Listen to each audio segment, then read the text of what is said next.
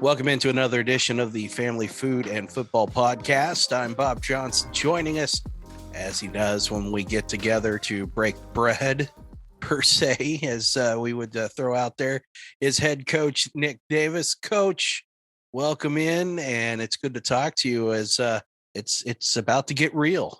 Yeah, the guys are coming in tomorrow, and we'll be eating food and lots of family going around. And, we'll wait until Saturday when we can officially do anything football-wise, Bob, according to the KCAC rules. But we'll definitely eat some food and spend time with the family until then. So what are obviously you can't do anything till Saturday. So these first few days with the kids coming in here are just getting them settled, kind of going over some things.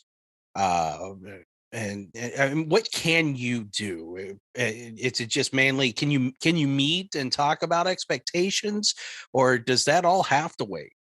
Yeah, no, you can meet and talk about expectations. I believe the NAI, it's more of a KCAC rule. The NAI allows football programs or any athletic program starting actually today, August 1st. And I'm sure this podcast won't come out exactly today, but they would allow programs August 1st to start their football activities and volleyball and soccer. This year, the KCAC has a little stricter rule. So they have set it to be August 6th.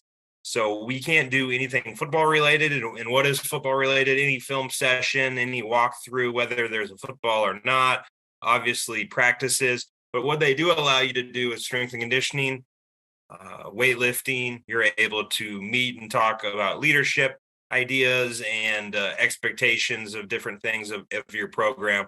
So a lot of coaches, think of that's a negative thing, like, oh man, we're going to have the kids for 5 days and no football. But to me, it's the most important 5 days where we can kind of talk to everyone about our culture. We can get all the football equipment checked out to them. We can get all their forms signed and everything we need to do. So when Saturday comes and we're able to do football, we can hit the ground running. And there will be no questions about what our expectations for everything we want to get accomplished this season will be. What is the thinking from the KCAC as to the delay in starting when schools can start? Yeah, I mean, I think obviously I don't want to speak for them too much, but you're in a conference and you're thinking about what's the best for every institution in the conference. Obviously, we start school August 8th, but not every school in our conference is starting that early. So if you're allowed to bring in student athletes August 1st, and you may not start school until that last weekend of August, you're housing kids for 20, 30 some days in terms of that. I don't know if that's the thinking behind it. I'm not sure exactly. Again, I don't want to speak for them, but I know generally some of those things are it may not be what's best for Ottawa, but it's best for maybe 5, 6, 7 members of the conference in terms of housing kids and doing different things. And then there's other schools like Friends. I believe they brought their kids in the last week of July, and then they'll probably have to, if they're following the rules, and I'm sure Coach Harrison is, that they will pause activities until the 6th, and they'll, kind of get back at it again. When you get started on Saturday, walk us through what those first few days of camp are going to be like.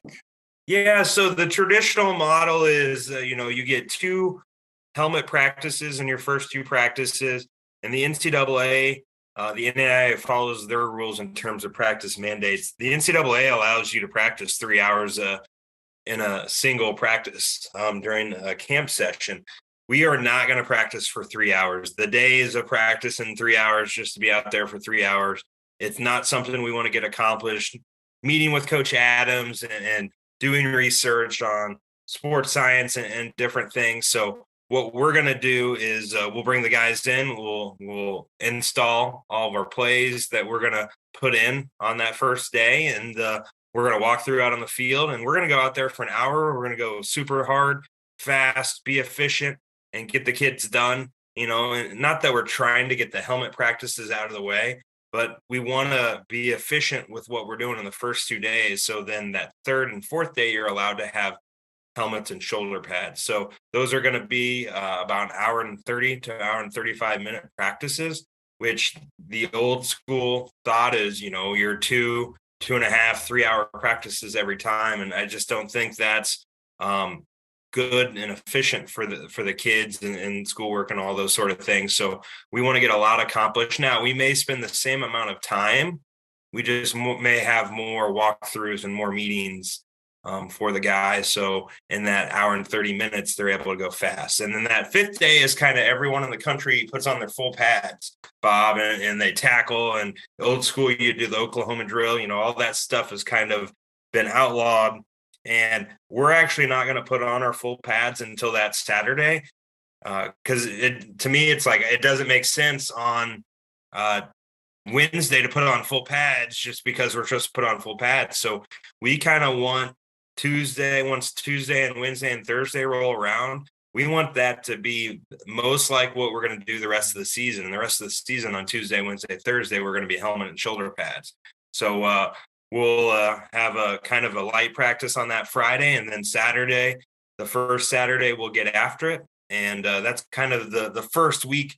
And a lot of different mindset went into it, and some different things you're not going to hear from different football coaches out in the country, but we're willing to try some new things to keep our players fresh and kind of keep their routine the same as we go through the whole entire season. So does that mean there will be 2-a-days, no 2-a-days? No 2 days. I know the NCAA has outlawed it. I think you can kind of get away with it with NEI, but we start school on Monday, so we have practice Saturday, Sunday, and then school starts with us on Monday, and we'll just be a single practice every single day, and we have until September 3rd to get ready for Southwestern, and then obviously we play a JV game before that week, and we got the scrimmage against Mid-America Nazarene on the 19th. Expectations. This is the time to start setting them. How do you go about getting that message across, especially before you get to take the practice field? Yeah, so that's a great. We got 4 days to talk about everything we want to accomplish and our kind of core values, which is the family, accountability, and mindset. Listen to this podcast. You've heard that stuff a number of times. We're going to make sure, all the returners hear that again, and all the freshmen and the transfers coming in, they heard about all that stuff when they got recruited. So we'll reintroduce those core values to them. And, we got some graphics in the locker room. They're going to help enforce those things. And I think that's huge to set the expectation that this is going to be a family-oriented program. We're going to have super accountability, and our mindset is going to be positive, and the most positive mindset you can possibly have. There's challenges all over the place, and it is overcome the adversity and go there. So we'll have that on Tuesday, Wednesday, Thursday, Friday. In fact, we're going to have some kind of curriculum from John Gordon. I'm a big John Gordon guy, and he wrote a book called The Power of the Positive Team. And we're going to do an ebook with that, where we listen to that kind of a certain amount of time each day, and we'll work through that. It's about a 4-hour electronic book. And we're going to sacrifice some scheme, especially early on, because we can't do scheme. But when we get into this part where we can do football, we're going to sacrifice some scheme to make sure we're building a strong, positive football team. It's all about positivity and persevering, especially in the first few days. Because let's face it, it's August and it's going to be here in Kansas. So there's only one temperature, and that is generally heat exhaust. Yeah.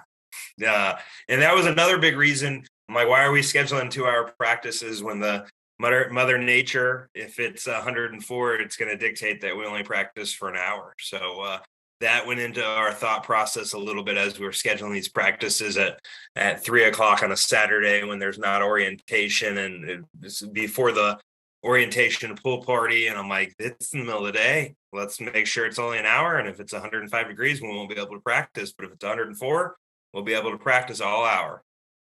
So next, I want to talk to you about is Football Media Day. I like to affectionately refer to it as Media Fatty get together. That's where all the members of the media go and They get to mingle with themselves and discuss the season with the coaches.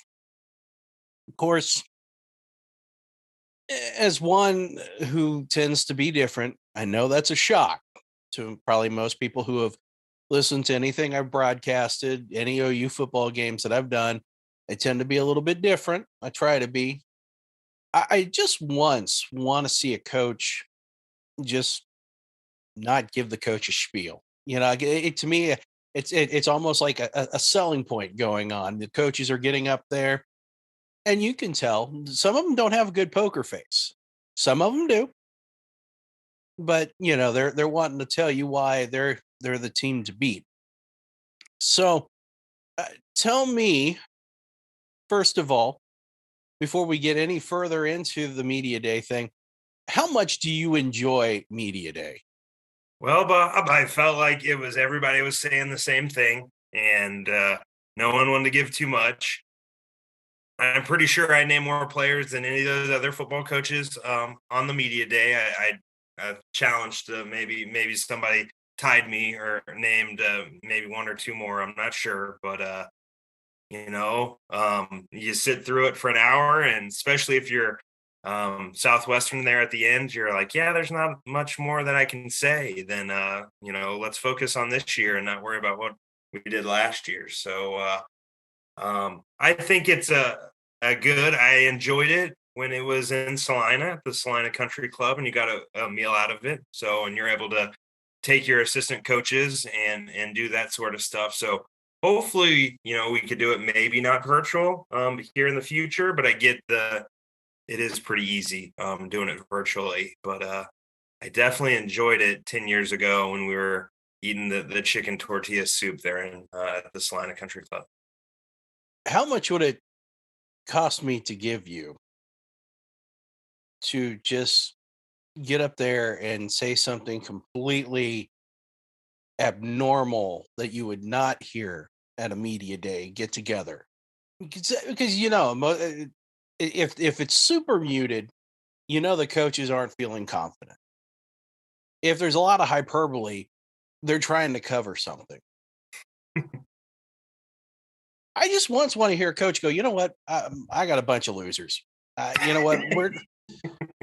I expect maybe one win, maybe. Yeah, a little honesty. So not that would be you. I'm not saying that because we know that there's a lot of talent on this team, and there's going to be talent that's coming in. But how much would it cost for you to maybe be a little abnormal in the presentation? Well, yeah, if we were an 0-10 program from last year, I might have started off the presentation saying, I hope we can win a game and get better and those stuff. But, you're also, your players are listening to and their families. And a lot of that goes into count like that. Some players reached out to me afterwards. Oh, coach, you didn't mention me. And I'm like, I'm pretty sure I mentioned more football players on our team than any other coach at the KCAC Media Day. I can't name our whole roster, guys. I'd love to, but no one wants to listen to me for more than 5 minutes, just like every coach on KCAC Media Day. It's kind of like, all right, let's get this over with so we can do the coaches poll and the media poll. That's it. Next year, you just bring a roster, and that's all you do. There's nothing else said. You just read off the names, and that's it. I was hoping for some hard-hitting questions, but the only question I got was about the chief energy officer.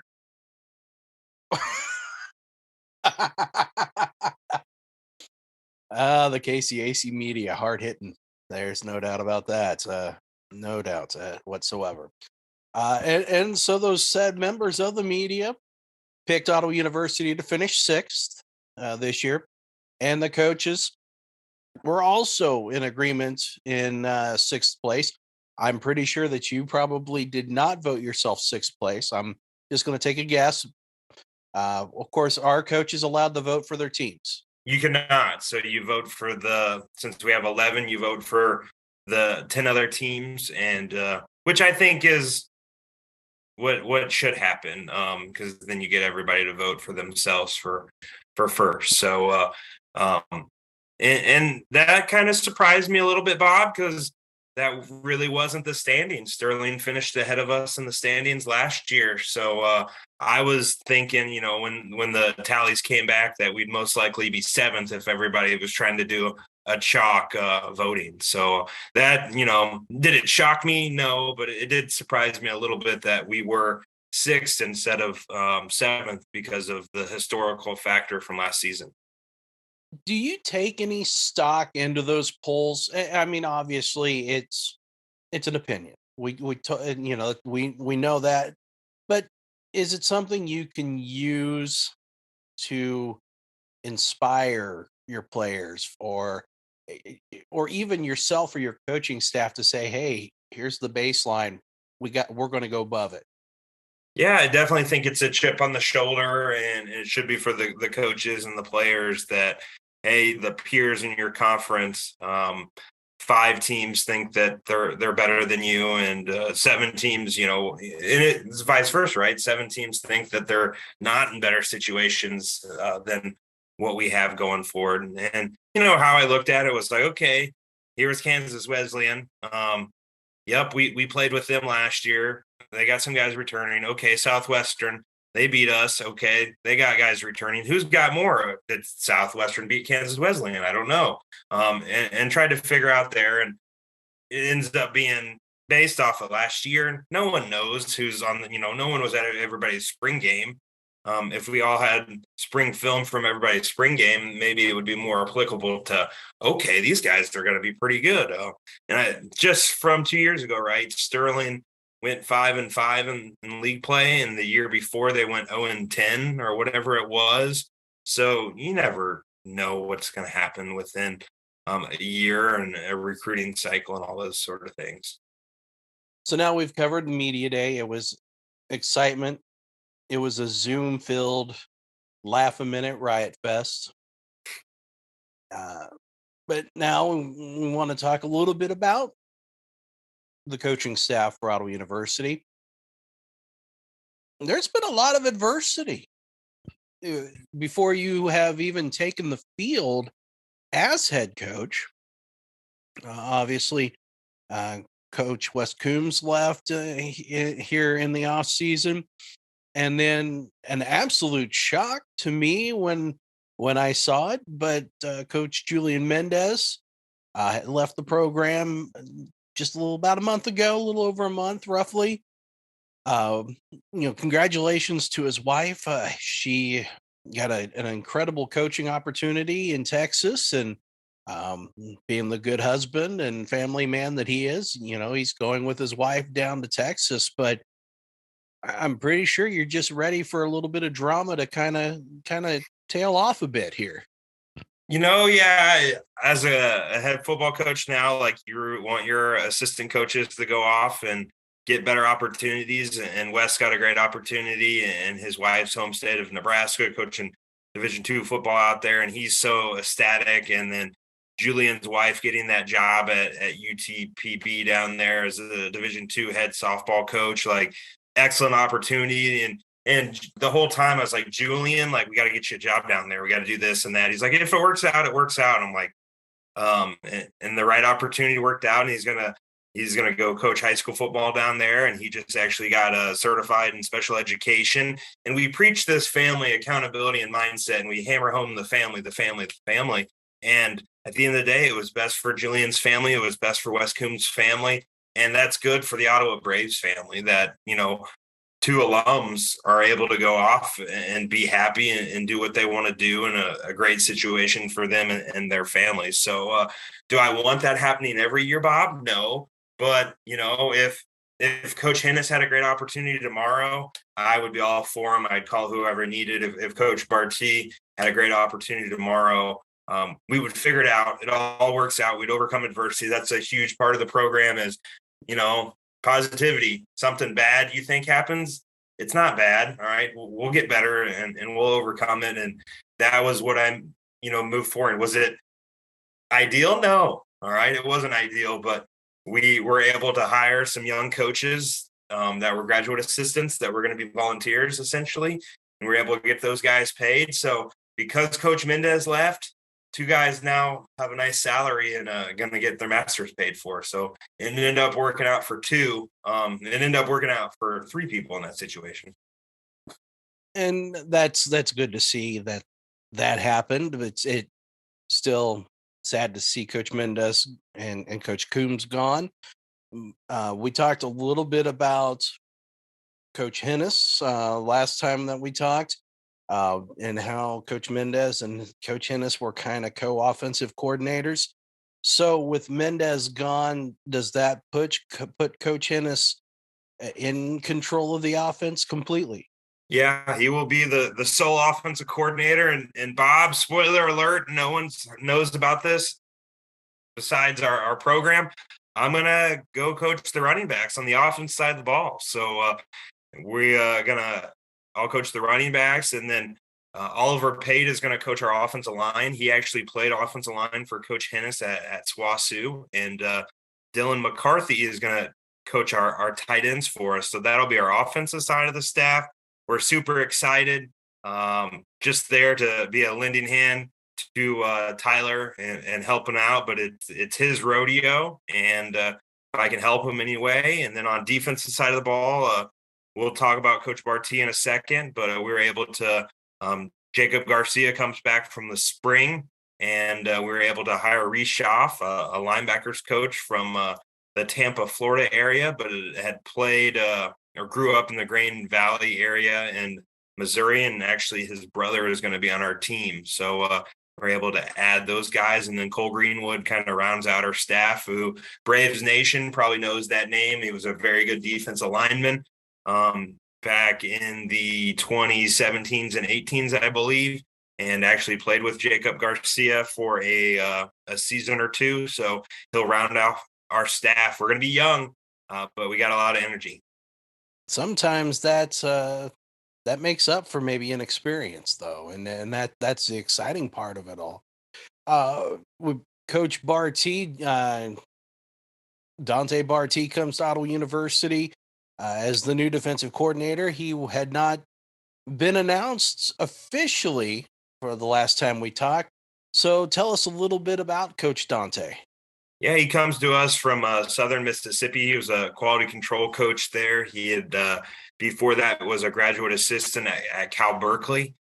He broke into the college ranks at Upper Iowa, a Division II school there in Iowa. And actually, while he was in college, was a high school defensive coordinator at one of the biggest high schools in Arizona. So he's been coaching for 9 years, and he's 26 years old. He is known by many people in the country to be one of the most up and coming young coaches. And, sometimes those guys, they're super smart and intelligent, and it's hard at the Division I level for someone to give them a chance to be a coordinator because they're 26 years old.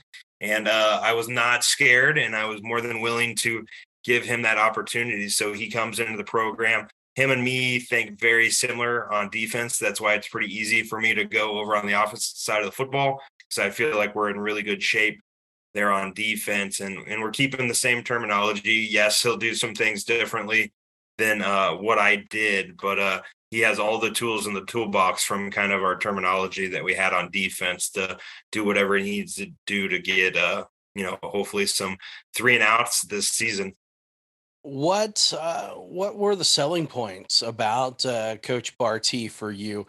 I know that you had a very extensive application process. So what was it that you saw that you said that's the guy?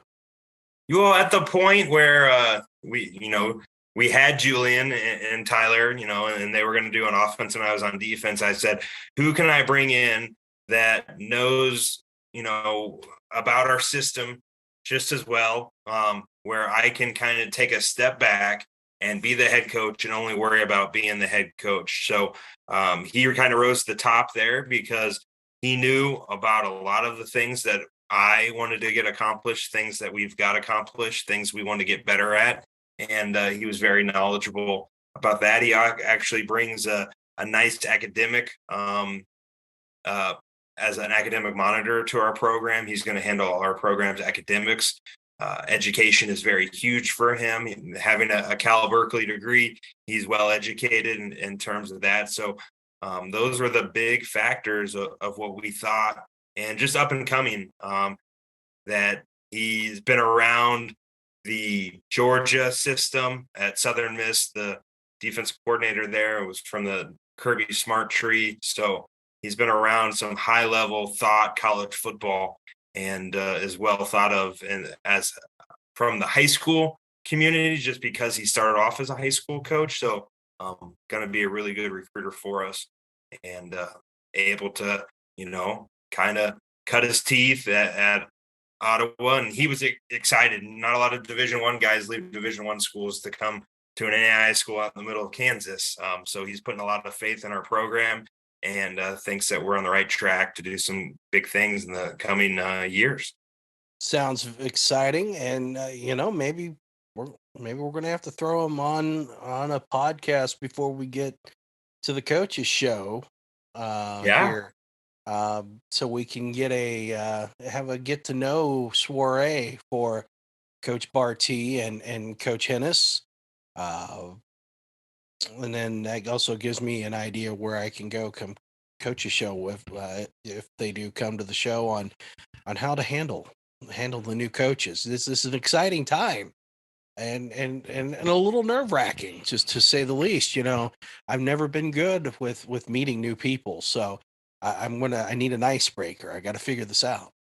Yeah, we'll have to get a podcast mid training camp during the day, when it's 106 degrees, really show you their true colors here, Bob.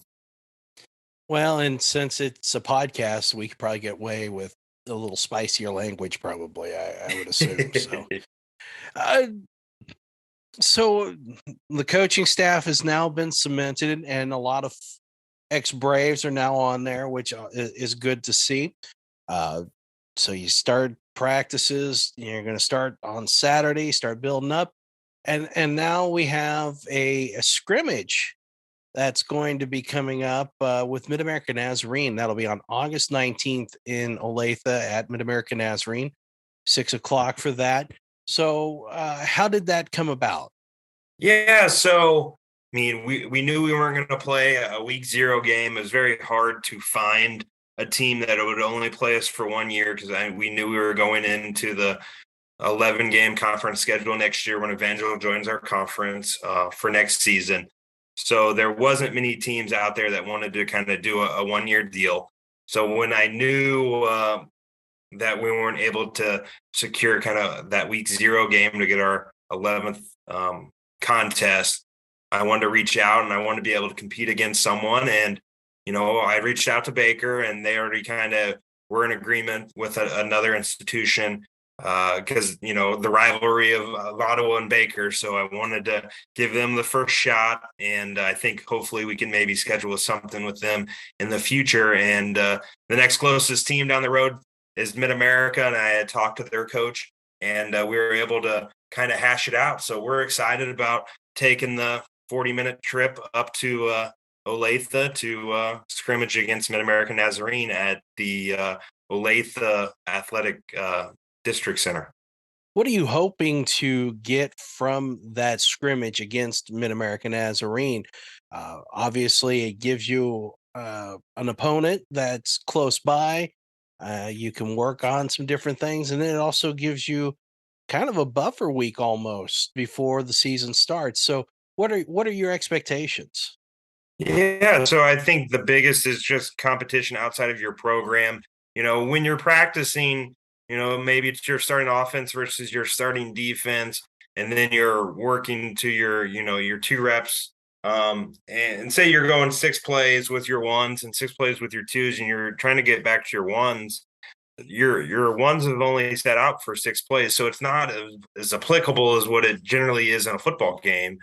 If you're going to go on a 6-play drive, and then the other team goes on a 6-play drive, you're going to be on the sideline for 5 to 7, 8 minutes. So you're able to get into that game conditioning. People always talk about it, and they're like, "Oh, it's game conditioning," and it really is a thing, because the way you practice a lot of the time isn't the way the game is, and we're trying to change the way we do things. that if we run a 6-play drive, then we're on to a different period. And then maybe in 3 periods, we're going back to a team session to represent that we were on the bench for 10 minutes and we're getting back out on the field to do some different things. So you get some of that. You're able to see, if your offensive line wasn't great and your defensive line's not great, for an example, you may not find out until that first game of the year. Well, if you go scrimmage a team that has a great offensive line, a great defensive line, you're going to find out pretty quickly where you are. And the fact that you can go play a game and, get your guys some reps and see, who a newcomer, what he may be good at. And you're able to get a lot of reps to a lot of kids in your program. And, we're going to tackle besides the quarterback. So you don't get a ton of opportunities now in this game, the way people practice to tackle. So those are going to be valuable reps there on August 19th to see, what positions we feel really good about, which one we need to improve, and gives that offensive defense coordinator, Coach Barty and Coach Hennis, an opportunity to work with the staff on a game day before we get to the Southwestern week. So if you get to that scrimmage and let's say your line struggles offensively or defensively, the line struggles, or you find a spot, do you then take that next week and try to find a way to address that or to get better, or kind of walk me through what that plan would be? So let's say, for example, you're like, oh, man, our right side of our offensive line isn't great, or you found out in that scrimmage. Well, is there other people on your team that you can plug in there? Are you able to put people from the left side or your center over there to fix those issues? If you can't do it from a personnel aspect, then it's, well, maybe we shouldn't do things like pass the ball with longer developing routes and different things if those guys can't protect. Maybe they can protect, but they're not good at coming off the ball and striking people in terms of a run. So maybe it is, let's pass the ball more. Let's get it out quickly and just figure out what are their strengths and play to their strengths, even if they are a weak spot of your team, in this example. And I think our offense line is going to be one of the stronger parts of our team. But if that's the example you have, it's figuring out what that strength is of that unit and play to their strengths. And don't put a round peg in a square hole, or a square peg in a round hole. Like it doesn't work. If they can't run block, don't do run plays where you need them to run block. Figure out creative ways to run the football, figure out creative ways to pass. So those are things that you try to, August 19th, and you got,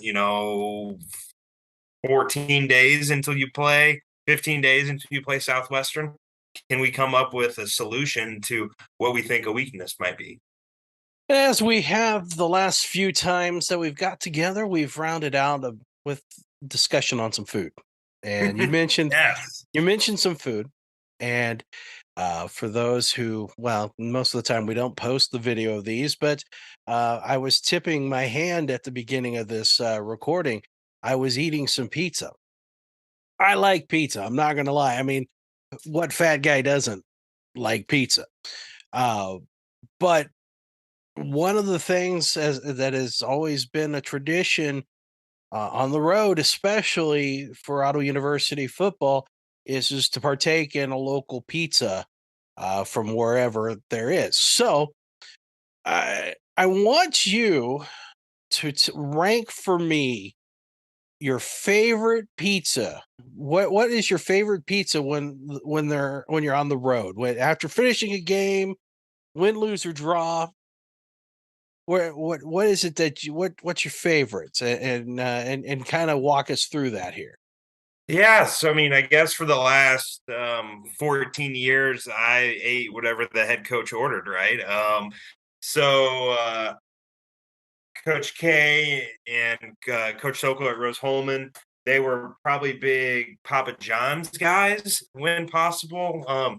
There were times that we got Domino's and Pizza Hut and some different things. So I brought up all the fast food pizza places here in Kansas, and kind of wanted to get out a good ranking system. So not that they're all over the state of Kansas, and they're not probably going to be applicable in every place, but I would say the number one place to get pizza from a chain restaurant after a game, a KCAC game, is going to be Gambino's. I think for what you get, there's 32 locations in Kansas. I'm looking here on the internet, and it's going to be different than your Pizza Hut or your Papa John's or your Little Caesars or your Casey's. So I would say that was probably my favorite last season. And I think that would be my favorite going forward in towns where they have that, or we're able to get someone to deliver from a McPherson or whatever it is. So that would be number one for me. I would have to go out and say I do prefer probably Papa John's over Domino's and Pizza Hut. So Papa John's would be my number two. If we're able to cut a deal with Casey's General Store Pizza, I do like Casey's. So they would probably be three on my list. I would go, and this is hard because people in Kansas aren't going to like me because Pizza Hut is a Kansas thing.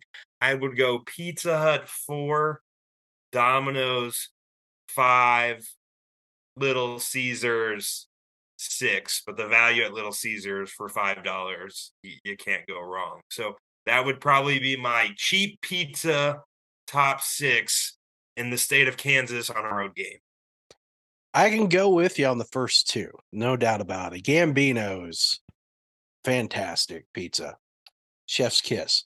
Papa John's, that I got you there. I'm going to have to shock you here, though. I like to consider myself a connoisseur of crap pizza.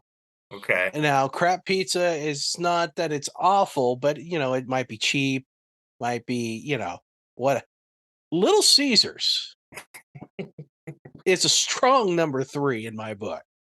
I mean, they're certainly not the Alabama of football of pizza, but man, you want to talk about something that could sneak up on you, and you're just like, man, that was outstanding. Little Caesars, no doubt. Pizza Hut has not been good since probably 1994. I will stake what little of a reputation I have on that. Ever since that they were bought out by Pepsi and then spun off with KFC and all that with that Yum Foods brand, garbage, no doubt. Domino's, if it's a thin crust, I'm in. I'll just leave it at that. Thin crust Domino's, I'm in.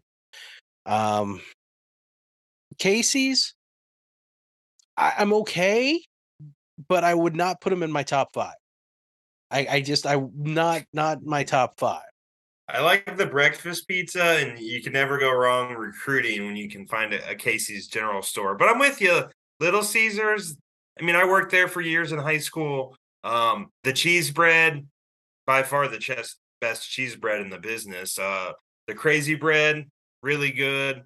I've the service up here in Olathe at the Little Caesars hasn't been the best the last few times I've gone, so maybe that's fallen down in my rankings. But I'm with you. If we're not going to get Papa John's or Gambino's, I don't know if we're going to get anything. I'll tell you, a broadcast mentor of mine had this. He used this for Wendy's, but I have to use it for Little Caesars. You can't lose at Little Caesars. You can only win or tie. That's it. You cannot lose. Hey, the budget's budget friendly, so if we can get a Little Caesars this year, Bob, I'll have to see. Now, the true thing is I'd rather we just have all home games and we go to pizza time afterwards, because that is by far the best pizza in Kansas. Absolutely. Absolutely. Shameless plug, by the way. Free shameless plug for the folks at Pizza Time, which, by the way, was tonight's pizza. So congratulations to Pizza Time on winning that one. But hey, when you go on the road, you can't always have Pizza Time. So you got to find that right choice. Yeah, I'm with you. I would say the advantage of Pizza Hut is in towns where you don't have a great pizza buffet like Pizza Time, the pizza buffet in a town, if you want pizza buffet, is a good value. That would be really the last time I've been to a Pizza Hut is to a Pizza Hut buffet. So, some important dates for everyone to know here for Braves football. First practices are coming up on August 6th. We have the scrimmage on the 19th, and then the season opener on September 3rd at home against Southwestern. That'll be a 6 o'clock kick. Is there any other big dates you want to throw out there for the fans? Yeah, we'll be scrimmaging against ourselves on August 26th. If anyone wants to be around or is around the area and wants to come out, and anyone in Braves Nation is more than welcome to come to any of our practices. So just reach out to me for times. We're very opening and accommodating in terms of that. So that's kind of the big dates. We started on the 6th. We'll see kind of where we are on the 19th. We'll get one more chance to kind of polish everything off on the 26th. I think on the 29th, we're playing the JV game against Benedictine. And there in September, we have Southwestern at home to kind of kick off the season and the new era of Braves football.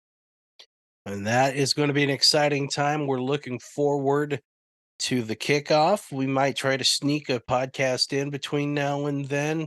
You get the assistants on here and kind of get our feet wet with learning the new coordinators and just see what makes them tick. But until then, Coach, thank you so much for taking time out, and good luck with the upcoming season and with practices starting up. Thanks a lot. And remember, everybody, if you got great family and you want to talk football, well, you better have some food to eat. You darn right. We'll talk to you again soon. Thanks for listening to us on the Football Family and Food Podcast. Thanks for joining us.